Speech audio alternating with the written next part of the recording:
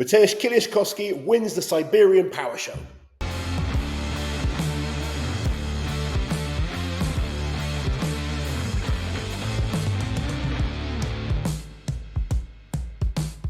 Kieliszkowski starting to compete regularly, holding together and doing really well.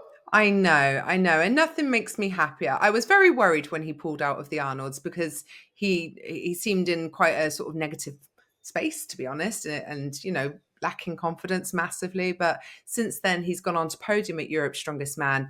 The main factor, I guess, they're holding him back was probably conditioning for that type of event. It's been such a long time since he's done such a fast-paced show. And now winning another competition on the back of winning the Magnus Magnuson Classic late last year. Yeah, good to see him back competing regularly and great to see him doing well. Obviously he's a friend of ours, but as a competitor, as a fan of the sport, I think so many people like watching Kieliszkowski compete. An athlete that's so good at so many events, always exciting to watch. And even I've been looking through the results. I haven't had a chance to watch too much of the show. I don't know if you have. I've seen a little bit of the Stones and a few other things, but unfortunately I haven't had a chance to watch the whole show. But looking at the results, a really, really good performance from him. Yeah, really solid. So, the question, I guess, really is Mateusz back to his best? I don't believe that he is. No. If we look at, say, 2020 Mateusz at the Arnolds, for example, I feel like that was kind of prime Mateusz. But it's certainly all heading in the right direction for him. And the fact that he is able to compete more regularly now and he's not having these injury issues is very, very promising because he's still so young as well, isn't he? He is, although if you talk to him, he sounds like he's talking to me. I know. He looks like he's a proper old man and broken and battered, but he is still in his prime. He hangs around with people like you and Rauno too much. I know I'm sure. he's got too many old friends, but he's still very capable of doing damage in any show, not just the one-off shows, but he is a threat in any major competition. The weakness is looking better. Deadlift was pretty solid in this show. Obviously, the higher level competitions, the deadlift is exposed a little bit more. But Yeah. So, just to go into that result a little bit deeper, the only person who went over 400 kilos was Thor. So he pulled 425 kilos on his second lift to take the event win. Mateusz pulling 370 kilos was enough for 6 points. Yeah, that wouldn't be the case at a higher level show, obviously, sure. something like, the Arnold Strongest Man on Earth, World's Strongest Man. But it was good enough. Good enough, and that's all he needed, especially with, there's quite a few events in this competition which suits Mateusz, plus events that he's very good at as well. So he was always looking good. I saw once he was kind of in the lead going into the last event, the stone to shoulder.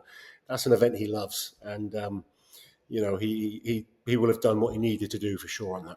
I think, to be honest, after the end of day one, so after the first 3 events with the deadlift out of the way, with him only being 1 point behind Thor and 3 great events to come for him, it was, barring something terrible happening, it did look very promising for him. Well, you look at the results.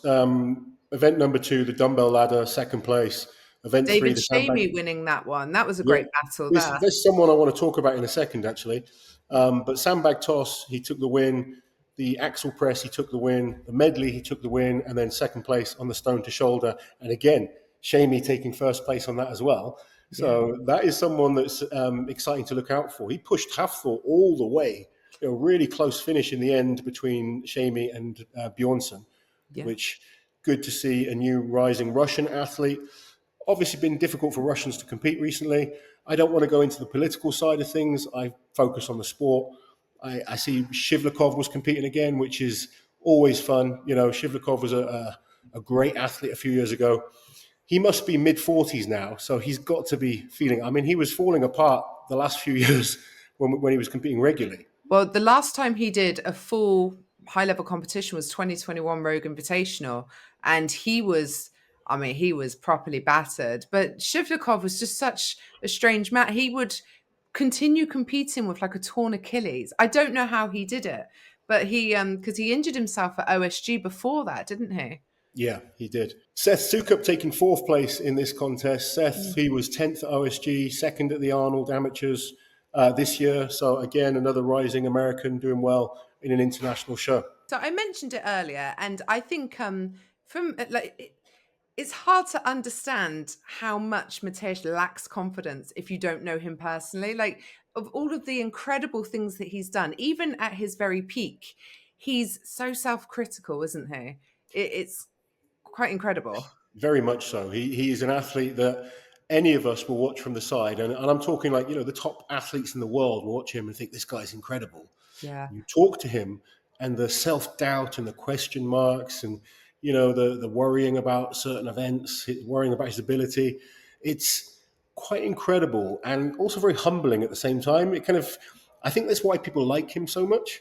Yeah, It's quite because endearing, and I think everyone goes through those kind of question marks, questioning themselves, questioning whether they're good enough at times, and to see someone of his level, yeah, who all of us have so much respect for and are blown away by the ability he has, and yet he still asks for, he's looking for reassurance a lot of the time and asking questions and kind of, it's like a shy child sometimes rather than this like guy that you'd expect, because he's named the Terminator as a nickname, yeah. but when you get to know him, he's like, such a sweet, nice person.